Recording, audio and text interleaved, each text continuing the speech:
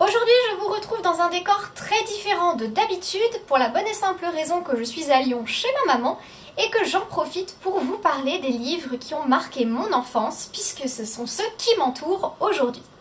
La lecture est quelque chose qui me passionne depuis que je suis toute petite. Ma maman m'a toujours lu beaucoup d'histoires et après je n'avais qu'une hâte, c'était aller à l'école pour apprendre à lire et pouvoir continuer à dévorer des tas de livres toute seule. Je n'ai clairement pas été déçue sur ce point, j'ai appris à lire et j'ai continué à dévorer à la vitesse grand V tous les livres qui me passaient sous la main. C'est pourquoi aujourd'hui j'ai décidé de vous présenter ceux qui ont été les plus emblématiques et les plus importants dans mon parcours de lectrice. Mais avant de commencer, je souhaitais vous remercier pour l'accueil que vous avez réservé à ma dernière vidéo. J'avais un petit peu peur de vous la montrer parce que je ne savais pas exactement quelles allaient être les réactions. Mais vous avez tous laissé des commentaires et des messages tellement gentils et bienveillants que ça m'a vraiment fait chaud au cœur et que je suis hyper contente de vous l'avoir montré. Pour démarrer cette vidéo, j'ai choisi de vous présenter Les Malheurs de Sophie, Les Petites Filles Modèles et Les Vacances, 3 livres qui se suivent de La Comtesse de Ségur. La Comtesse de Ségur est une autrice qui s'appelle au départ Sophie Rostopchine. Elle écrit des histoires pour ses 2 petites filles Camille et Madeleine et elle s'inspire des gens qui l'entourent et de sa propre histoire pour écrire et créer ses personnages. Ces livres ont réellement renforcé mon amour de la lecture. Dedans, on suit les histoires de Sophie, surtout au départ, une petite fille qui a à peu près 10 milliards d'idées à la seconde et peu importe qu'elle soit farfelue ou pas, elle décide d'à peu près toutes les réaliser. Elle est souvent accompagnée de son cousin Paul, qui est un garçon très loyal et très gentil, qui essaye en général d'éviter les punitions de sa cousine, mais comme il participe activement à ses bêtises, les deux sont souvent punis en même temps. Ils passent souvent leurs après-midi de jeu avec leurs voisines, Camille et Madeleine de Fleurville, avec qui ils font souvent des après-midi, des goûters, des jeux, des sorties. Ces 2 petites filles sont complètement à l'opposé de Sophie puisqu'elles sont très douces, très obéissantes avec leur maman, très bienveillantes, très tolérantes, pas du tout capricieuses, donc vraiment à l'opposé de notre petite Sophie qui pour le coup aime bien avoir tout de suite. On suit donc les aventures de ces personnages. Je pense que mes préférés sont Camille et Madeleine. Dans Les Petites Filles Modèles et dans Les Vacances, d'autres personnages viennent également se rajouter, comme Marguerite, Madame de Rosebourg, aussi la famille d'un marin, Madame Fichini, et plein d'autres personnages qui viennent étayer l'histoire, apporter leur pierre à l'édifice et surtout apporter quelque chose dans le développement de ces enfants qu'on suit presque jusqu'à l'âge adulte. Ces histoires m'ont profondément marquée, j'ai appris la tolérance et la bienveillance avec Camille et Madeleine, j'ai aussi appris que toutes les bêtises ne sont pas bonnes à faire parce qu'elles peuvent parfois être très dangereuses avec Sophie. Avec Paul, j'ai aussi appris la loyauté et avec tous ensemble, j'ai appris l'importance d'être proche et aimant, surtout avec sa famille. Avec cette lecture, je me suis aussi aperçue à quel point on pouvait développer une proximité intéressante avec les personnages. J'avais vraiment l'impression, au fil des livres, d'y être, de faire partie de l'intrigue, d'être un personnage en fait parmi eux et de faire partie de leur famille. Je crois que c'est la première fois que j'ai pleuré à la fin d'un livre, surtout à la fin d'une trilogie. Quand j'ai terminé le dernier livre, Les Vacances, je me suis sentie tellement triste et tellement démunie et tellement vide, comme si j'avais dû quitter en fait tous mes proches d'un coup. Le second livre qui a vraiment marqué mon enfance, c'est Le Petit Nicolas, écrit par Goscinny et illustré par Sampé. Dans ces livres, on suit les aventures de Nicolas et tout est raconté de son point de vue, donc du point de vue d'un enfant, avec son vocabulaire, avec son innocence et sa fraîcheur. Il parle de ses copains comme Alceste, Clotaire, Geoffroy, Rufus, mais aussi des adultes comme ses parents, le bouillon qui est le surveillant de son école, le directeur et plein d'autres personnages qui viennent se rajouter au fur et à mesure des récits. Pour moi, ce sont des très bons souvenirs parce que en fait, ce sont des histoires courtes à la manière de nouvelles, donc que ma maman pouvait me lire le soir avant de m'endormir. En plus de ça, c'est très rigolo à lire, plein d'innocence et en même temps plein de sous-entendus. C'est aussi très sympa à lire adulte parce que justement je pense qu'il y a pas mal de petits détails que je ne comprenais pas forcément quand j'étais enfant et qui sont très rigolos et très drôles à voir adulte. Je recommande donc vivement d'en lire si vous avez envie de retomber un petit peu en enfance et de retrouver vos yeux d'enfant parce que vous serez ravis de lire des récits à travers les yeux de Nicolas. Et puis il faut dire que les illustrations qui viennent jalonner le récit sont faites par Sampé, sont très jolies, très mignonnes et du coup elles apportent vraiment quelque chose au récit. Je vous en montre un petit peu. Il y a une tache.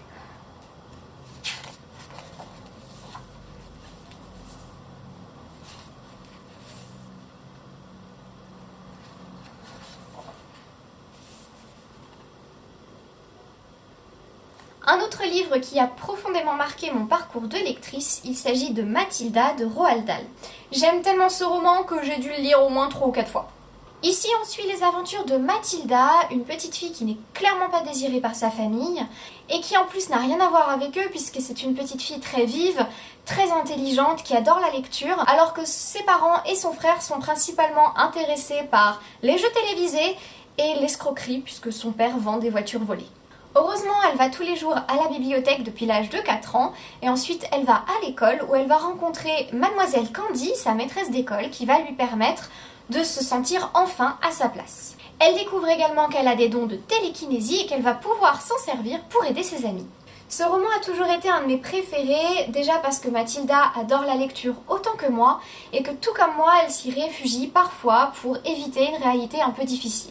En plus de ça, Mathilda est une héroïne très forte qui décide de sa vie et qui décide vraiment de faire ce qu'elle veut, malgré le fait qu'elle commence sa vie dans un environnement qui ne l'encourage pas du tout à se développer. Donc je trouve que c'est vraiment positif et inspirant, surtout dans la littérature jeunesse. Et bien sûr, la dimension fantastique liée au pouvoir de Mathilda le rend vraiment parfait pour moi. J'ai pas du tout failli tomber. Une autre saga qui m'a profondément marquée, c'est celle des orphelins Baudelaire de Lemony Snicket. Donc là je vous montre le premier tome, il y en a 13 en tout, qui relatent les aventures de 3 enfants, donc Violette, Klaus et Pruny Baudelaire, qui ont perdu leurs parents dans l'incendie de leur maison. Dans le premier tome, ils vont chez leur premier tuteur, le comte Olaf, et à partir de là, à peu près tout va aller de travers pour eux. Ils vont devoir donc se sortir de plein de situations très périlleuses en faisant preuve d'ingéniosité et en restant toujours très soudés les uns avec les autres. D'autant qu'ils ne sont vraiment pas aidés par les adultes qui sont censés les protéger parce que comme ce sont des enfants, personne ne les croit jamais. Lemony Snicket, l'auteur, est également en fait un personnage de l'histoire, parce que Lemony Snicket n'est pas un auteur qui existe, c'est un pseudonyme. Et j'ai vraiment adoré de devoir reconstituer l'histoire en même temps que les enfants, grâce aux indices donnés par l'auteur et aussi ceux découverts par les orphelins. J'adore vraiment l'ambiance de ces romans et leur construction, ils m'ont fait réaliser que certains livres avaient un univers qui pouvait paraître encore plus réel que la vraie vie. J'ai ressenti de l'inquiétude avec les enfants, j'ai ressenti leur frustration quand personne ne les croit alors que eux ils disent la vérité et que nous on le sait. J'ai ressenti de l'espoir quand il y a quelque chose d'agréable qui se profile à l'horizon. J'ai ressenti la déception quand finalement ça ne donne rien. Bref, ce sont des romans qui m'ont fait remarquer à quel point certains livres pouvaient être très immersifs et à quel point ça pouvait être difficile d'en sortir. Le dernier livre de cette vidéo sera encore une saga puisqu'il s'agit d'une trilogie, c'est La Quête d'Ewilan de Pierre Bottero. Il s'agit d'un roman fantasy jeunesse en 3 tomes, mais il y a eu aussi d'autres sagas liées au même monde puisqu'il y a La Quête d'Ewilan, donc celui-ci, Les Mondes d'Ewilan et aussi une trilogie sur un des personnages présents dans ce roman qui s'appelle Elana. Je crois que le nom c'est le Pacte des Marches-Ombres ou quelque chose comme ça. Ici, on suit les aventures de Camille, une adolescente adoptée qui se rend compte qu'elle vient d'un autre monde et elle décide de s'y rendre avec son ami Salim pour retrouver sa famille et peut-être même ses vrais parents. Camille apprend que dans cet autre monde, elle s'appelle Ewilan et elle va devoir partir en quête pour retrouver ses parents et détruire l'ennemi commun. Elle sera donc toujours accompagnée de son ami Salim, mais également d'autres personnages tels que Edwin, Elana, plein de personnages qui vont permettre d'étayer le récit et de l'aider dans sa quête. Avec ces romans, on se rapproche beaucoup plus de mes goûts actuels puisqu'il s'agit d'un roman fantasy. On évolue dans 2 mondes différents, le nôtre et celui d'Ewilan. Il est rempli de personnages féminins forts et très intéressants. Déjà Camille, avec son pouvoir de dessiner, c'est-à-dire qu'il lui permet en fait de dessiner dans sa tête des choses qu'elle peut faire apparaître dans la réalité, mais aussi des personnages tels que Elana, qui est une femme très forte et indépendante qui va venir apporter son savoir à Ewilan, mais également à son ami Salim. C'est une trilogie que j'ai relue récemment et je trouve que même en tant qu'adulte, elle est vraiment très agréable à lire. Je n'avais pas lu les autres sagas, j'ai lu juste le premier tome des Mondes d'Ewilan et sur ma pile à lire, il y a clairement le reste de toutes les sagas parce que j'ai envie de me plonger encore et encore dans cet univers que je trouve très agréable.